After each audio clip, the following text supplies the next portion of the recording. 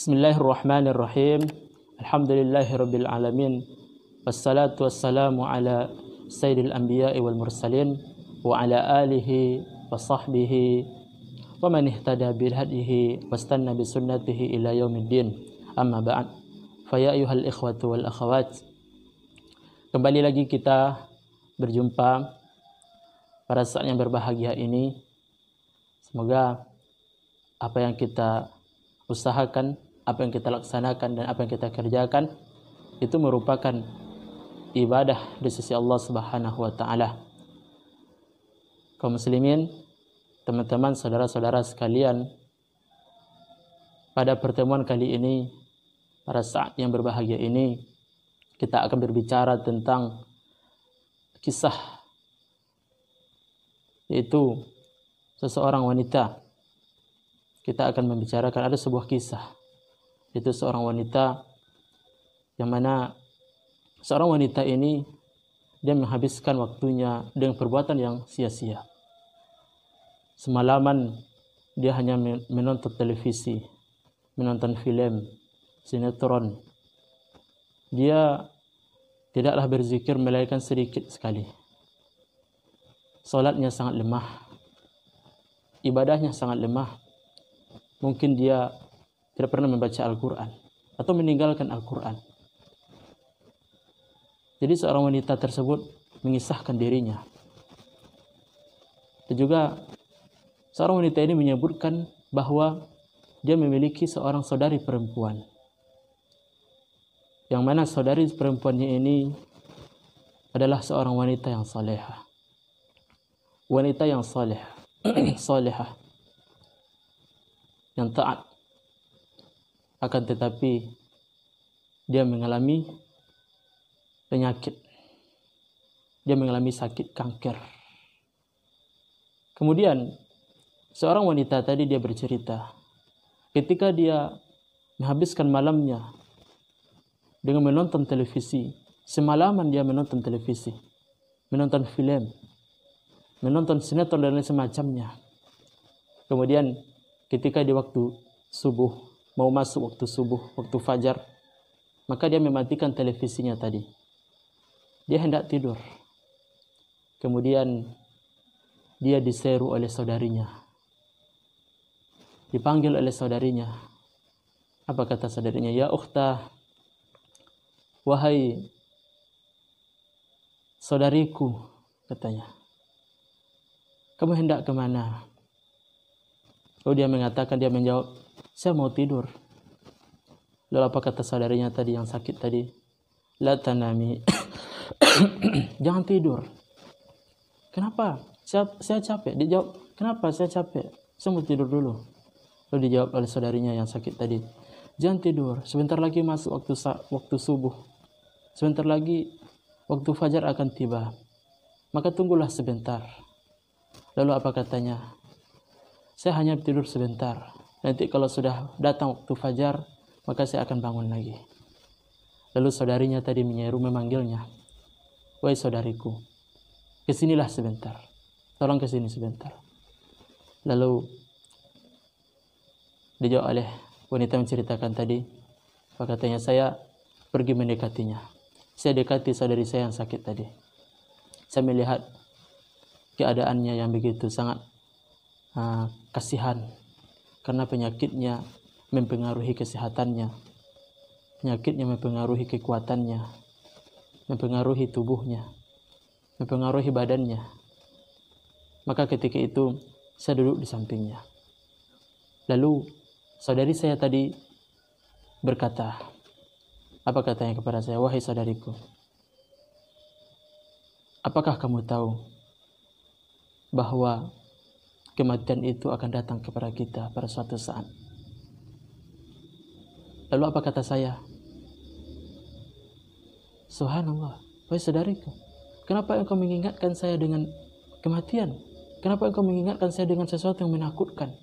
Ketahuilah, sekarang ini kita dalam keadaan bahagia. Fis sa'adah. Saya sekarang itu dalam keadaan bahagia, aman, nyaman, saya bisa menikmati waktu-waktu saya. Kenapa kamu takutkan saya dengan kematian? Lalu apa kata saudarinya tadi? Jadi dia berkata, saya mengingatkan kamu dengan kematian bukan karena saya sakit, tetapi ketahuilah kematian itu akan datang kepada siapa saja. Kematian itu akan menemui siapa saja, baik itu yang sakit maupun yang sehat, siapa saja. Lalu, ata'lamina, apakah kamu tahu firman Allah Subhanahu wa taala, dibaca ayat, kullu nafsin dha'iqatul maut, kullu nafsin dha'iqatul maut, wa innama tuwaffawna ujurakum yawmal qiyamah. Diingatkan dia bahwa setiap jiwa, setiap orang itu pasti akan didatangi oleh kematian, pasti akan merasakan kematian. Jadi tidak pandang apakah itu sehat, apakah itu sakit, kecil, masih muda, sudah tua, bagaimanapun keadaannya, maka kematian itu akan menghampirinya, pasti datang kepadanya. Lalu kemudian saya mengajak, kemudian dia menasihati saya, memberikan kepada saya nasihat agar saya kembali kepada Allah Subhanahu wa taala. Namun saya mengajak atau mengarahkan cerita kepada yang lain, yaitu saya bertanya kepada dia, sebentar lagi akan masuk waktu musim panas. Kita akan pergi jalan-jalan, pergi tamasya. Kita akan pergi menikmati hari-hari kita. Kira-kira kamu mau kemana? Kata saya, ya kata wanita tadi, kepada yang sakit. Lalu apa kata saudari saya tadi? Dia mengatakan, saya akan pergi musafir ke tempat yang jauh, katanya. Saya akan pergi musafir yang mana bukan tempat yang kalian datangi. Lalu saya bertanya, kemana itu? Saya akan pergi musafir menghadap Allah Subhanahu wa taala. Ya Allah, kenapa? Kemudian dia menasihati, dan datang waktu subuh, sehingga saya pergi dan saya melaksanakan salat subuh, kemudian saya tidur. Kemudian ketika jam 8 pagi, tiba-tiba ada orang memukul pintu kamar saya dengan suara yang sangat keras, sehingga membuat saya terbangun. Padahal biasanya, katanya ya, biasanya saya kalau bangun itu pas zuhur. Ya, kalau zuhur saya bangun. Itu biasanya. Tapi pagi itu saya dibangunkan jam 8. Maka ketika itu saya bangun dan saya keluar. Dan saya bertanya, kenapa sekali membangunkan saya? Apa yang terjadi? Maka ibu saya berkata, wahai anakku, saudarimu, dia tiba-tiba penyakitnya kambuh. Kemudian dia dibawa ke rumah sakit. Ayahmu membawanya ke rumah sakit. Maka ketika itu saya pun kaget. Dan saya siap-siap ya dengan keluarga saya, ibu saya pergi ke rumah sakit. Sampai menjelang zuhur. Setelah zuhur, ayah saya memberitahukan bahwa saudari saya tadi ada di ruang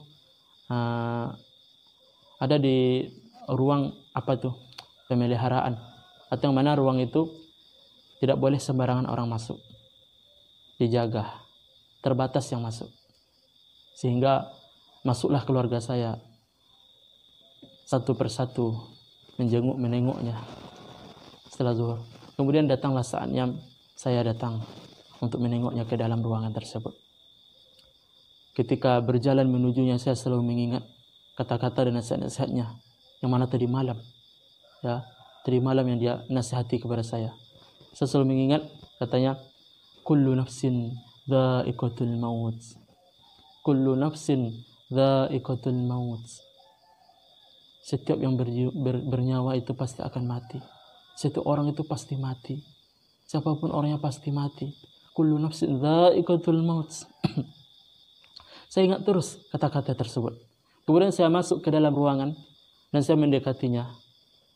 Dan matanya memandang saya seakan-akan dia sangat kasihan kepada saya. Bukannya saya yang kasihan sama dia, tetapi dia sepertinya sangat kasihan dengan saya, dengan prihatin dengan saya. Ya, maka ketika itu saya mendekatinya dan saya menyentuh kakinya, memegang kakinya. Kemudian saudari saya tadi yang terbaring tersebut, dia menarik kakinya. Ketika saya pegang, ditariknya kakinya. Lalu saya berkata, apakah saya menyakitimu? Apakah kamu merasa terganggu? Lalu apa kata saudari saya tadi? La, bukan. Saya hanya teringat dengan sebuah ayat. Waltaffatis saqu bis-saq ila rabbika yawma idzinil masaq. Waltaffatis saqu bis-saq ila rabbika yawma idzinil masaq. Dia ingat dengan sebuah ayat yang mana keadaan ketika itu berpisahnya ruh atau badan atau diri kita ini dengan dunia. Saat-saatnya kita akan berpisah dengan dunia ini menuju ke alam selanjutnya.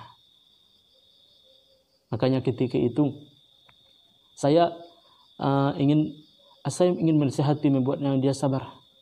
Tapi malahan dia yang menasihati saya. Dia yang mengajak saya agar saya kembali kepada Allah Subhanahu wa taala. Dia lebih mengkhawatirkan saya daripada saya mengkhawatirkan dia. Maka saya keluar dan saya menangis. Saya menangis. Saya selalu mengingat kata-katanya. Wal taffatis saqu bis-saq ila rabbika yawma idzinil masaq. Saya selalu teringat dengan nasihat-nasihatnya. Maka kami pun pulang. Kemudian setelah datang waktu maghrib, tiba-tiba ya keluargaku seperti bibiku, tanteku, pamanku, ya mereka semuanya pergi ke rumah sakit. Saya pun bertanya, kenapa? Kenapa ramai? Kenapa banyak? Sehingga diberitahukan kepada saya bahwa ukhti, saudariku, qad tuwfiyat, dia sudah meninggal. Qad matat, dia sudah meninggal. Dia sudah meninggalkan kehidupan di dunia ini. Ya Allah, padahal tadi malam dia masih bisa berbicara, bercerita, menasihati saya. Tapi hari ini dia sudah dipanggil oleh Allah Subhanahu wa taala. Lalu saya menangis. Saya menangis dan saya mengingat semua kata-katanya. Sehingga dengan itu semua membuat saya kembali kepada Allah Subhanahu wa taala. Saya merubah kebiasaan saya yang mana sebelumnya saya lalai.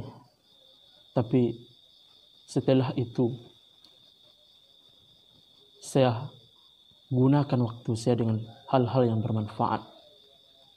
Ibadah saya perbaiki. Salat saya khusyuk. Yang biasanya saya jarang berzikir, saya kembali selalu berzikir kepada Allah Subhanahu wa taala. Yang mana biasanya saya tidak pernah baca Al-Quran, jarang membaca Al-Quran, saya sudah meninggalkan Al-Quran. Sekarang saya kembali untuk membaca Al-Quran. Memang betul, saudari saya sudah meninggal. Tapi ketahuilah, katanya, bahwa dia hidup di dalam hatiku. Ketahuilah bahwa saudari saya tadi, dia telah membuat saya hidup. Dia telah membuat saya kembali kepada Allah Subhanahu wa taala. Seperti itulah kisah, seperti itulah keadaan bagaimana mereka kembali kepada Allah Subhanahu wa taala. Ad-dunya qasasun wa ibar. Kemudian ayyuhal ikhwatu wal akhawat, ada seorang laki-laki yang mana dulu dia ketika kecil, ya, ketika dia kecil dahulu, dia selalu mengkhianati orang tuanya atau ayahnya. Mungkin ketika SD, ya, dia selalu berbohong kepada ayahnya. Soal laki-laki tadi. Ya, dia menceritakan. Kalau ayahnya bertanya kepadanya, wahai anakku, apakah kamu sudah sholat? Maka ayahnya itu menjawab, anaknya itu menjawab, sudah wahai ayahku, saya sudah sholat. Padahal saya belum sholat. Setiap ayah saya menanyai saya tentang sholat, maka saya jawab, saya sudah melaksanakan sholat.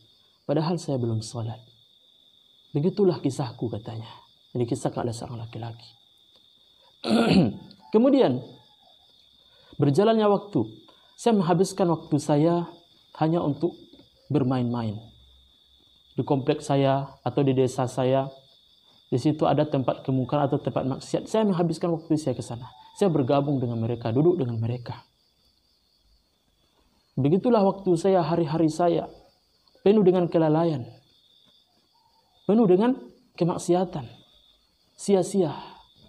Kemudian pada suatu hari, ya, ketika saya sudah besar, sudah beranjak dewasa, kemudian saya memaksa atau meminta kepada saya untuk membelikan saya sebuah mobil.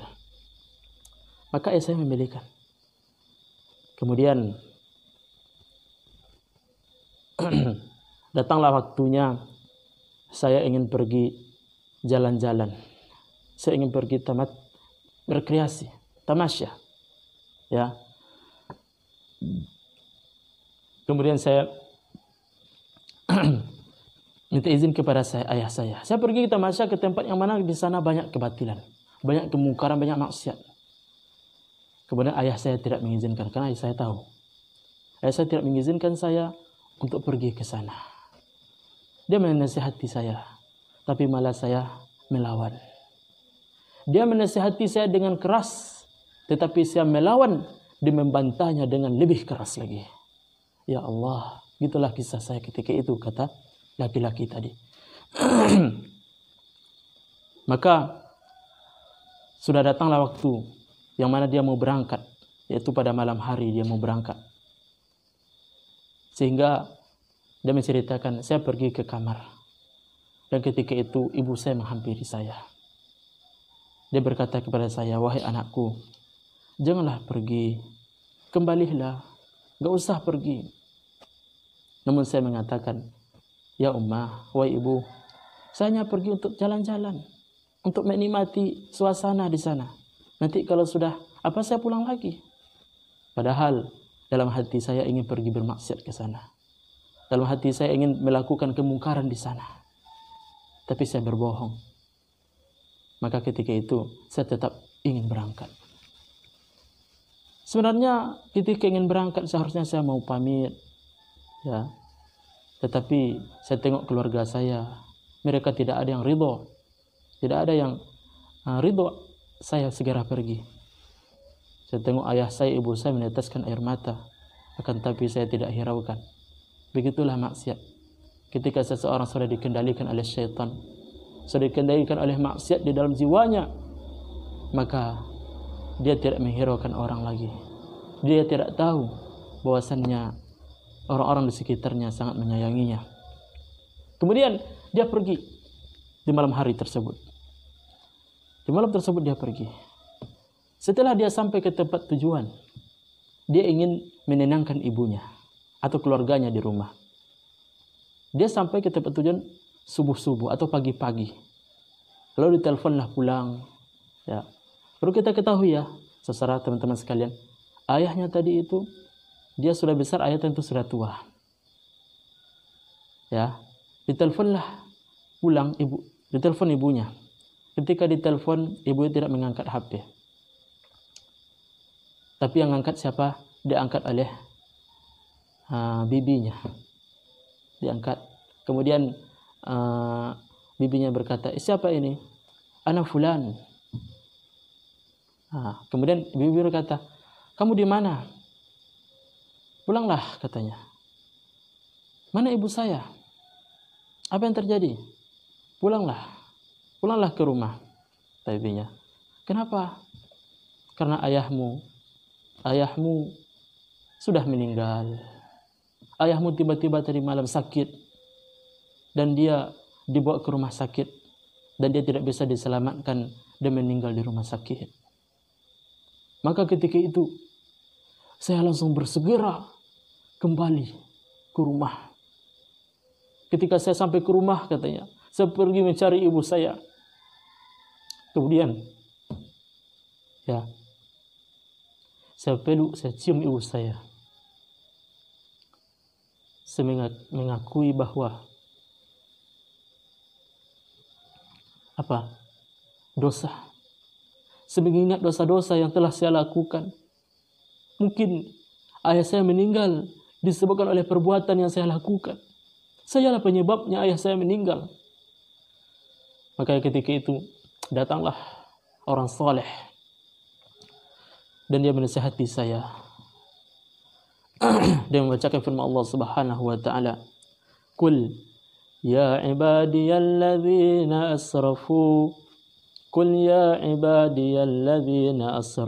ala anfusihim قل يا عبادي الذين أسرفوا على أنفسهم لا تقنطوا من رحمة الله إن الله يغفر الذنوب جميعا إنه هو الغفور الرحيم." Maka ada orang saleh dia menasihati saya membacakan ayat tersebut.